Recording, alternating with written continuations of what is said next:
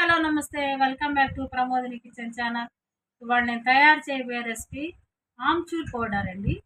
Amchur powder తయారీ విధానానికి కావలసిన పదార్థాలు: మామిడికాయలు కావాలి.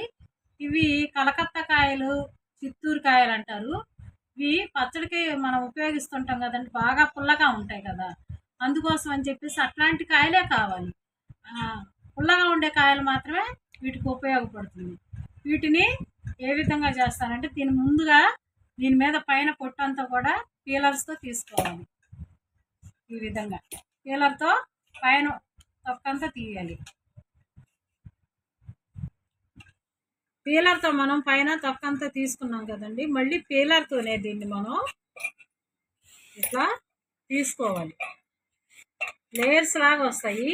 ఇలా లేయర్స్ లాగా వస్తే త్వరగా ఎండిపోతాయి అని చెప్పేసి నేను వీటితోనే పీలర్తోనే ఇచ్చేస్తున్నాను.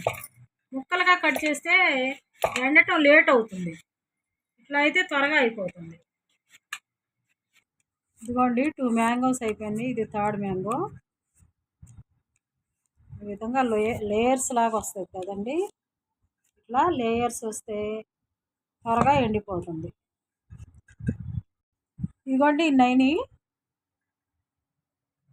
ఇప్పుడు వీటిని తీసుకెళ్ళి నేను ఇంటి మీద పెట్టేస్తాను, ఇంటి పైన. విధంగా ఎండిపోయినాయి ఇవి. వీటిని మిక్సీ పట్టుకుందాం. ఇదిగోండి, ఈ విధంగా వచ్చింది. ఇంకా మెత్తగా అయినా పట్టుకోవచ్చు, నేను మాత్రం ఈ విధంగానే పట్టుకున్నాను. చాలా బాగుంటుందండి. ఆమ్చూర్ పౌడర్ ఇంట్లోనే తయారు చేసుకోవచ్చు. కావాలంటే కొంచెం సాల్ట్ వేసుకున్నా కానీ బాగానే ఉంటుంది. కాబట్టి ఇంట్లోనే తయారు చేసుకోవచ్చు. వేసవికాలంలో సంవత్సరం పాటు నిల్వ ఉంటుంది. నా వీడియో కానీ మీకు నచ్చినట్టే, so please do like, share and comment, and don't forget to subscribe. Click the bell icon. Thank